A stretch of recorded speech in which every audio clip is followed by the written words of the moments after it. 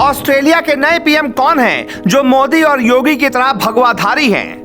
भगवाधारी बनेगा ऑस्ट्रेलिया का पीएम। भारत में भगवाधारी योगी हैं गदगद। शपथ लेते ही ऑस्ट्रेलिया के नए पीएम सबसे पहले मोदी को लगाएंगे गले। कौन है ऑस्ट्रेलिया के नए पीएम भगवाधारी एंथनी एल्बनीज, जिनकी कहानी आज पूरा हिंदुस्तान सुनना चाहता है।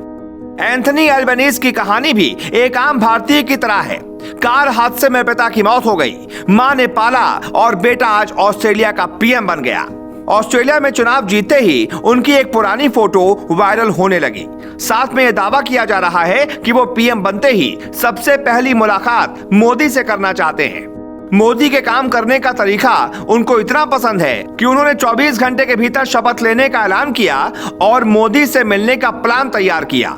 कुछ दिनों पहले पीएम मोदी जर्मनी के बर्लिन में थे। तारीख थी 2 मई। इस तारीख को पीएम मोदी के स्वागत में भगवा लहराया गया था तो भारत में सियासी बखेड़ा खड़ा हो गया था।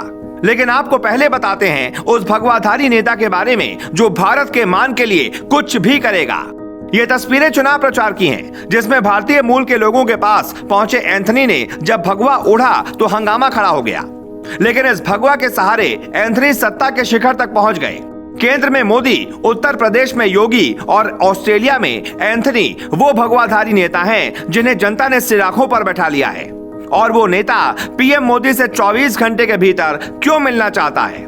ऑस्ट्रेलिया में 21 मई को चुनाव हुए, 22 मई को रिजल्ट आया और 23 मई को एंथनी शपथ ले लेंगे। सब पूछ रहे हैं कि इतनी जल्दी क्यों भाई? तो एंथनी ने कहा, शपथ ले लूं, फिर क्वाड की मीटिंग में जाऊंगा जिसमें अमेरिका के राष्ट्रपति जो बाइडेन, जापान के प्रधानमंत्री फूमियो और भारत के प्रधानमंत्री नरेंद्र मोदी शामिल होंगे। 23 और 24 मई को पीएम मोदी विदेश दौरे पर रवाना होंगे, जहां क्वाड की बैठक में हिस्सा लेंगे। यह बैठक इसलिए भी ज्यादा अहम है क्योंकि ऑस्ट्रेलिया और अमेरिका रूस यूक्रेन युद्ध पर भारत की नीति से नाराज हैं, तो मीटिंग में यह मुद्दा भी उठ सकता है, जिसका जवाब पीएम मोदी सधे अंदाज में जरूर देंगे।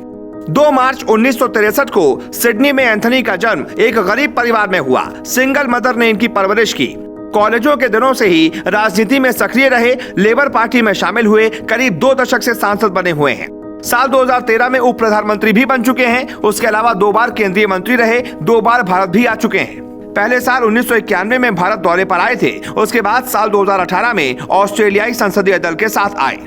चुनाव प्रचार के दौरान ऑस्ट्रेलिया हिंदू परिषद कार्यक्रम में हिस्सा लिया, तब एंथनी भगवा कपड़े में नजर आए थे। ऑस्ट्रेलिया में करीब 7 लाख भारतीय मूल के वोटर्स हैं, जिनमें ज्यादातर हिंदू हैं। एंथनी हिंदुओं के सहारे जीते। चीन के साथ ऑस्ट्रेलिया के खराब होते रिश्ते, जलवायु परिवर्तन और बढ़ती महंगाई सबसे बड़ी चुनौतियां होंगी। चुनावों के दौरान भी एंथनी कह चुके हैं कि हम भारत से रिश्ते और शानदार बनाएंगे। मतलब स्कॉट मॉरिसन भले ही सेल्फी लेकर मोदी को अच्छा बताते रहे हों या फिर समोसे की तस्वीर शेयर कर वर्चुअल मीटिंग पर अफसोस जताते रहे हों, लेकिन लगता है एंथनी मोदी के और अच्छे दोस्त बनेंगे।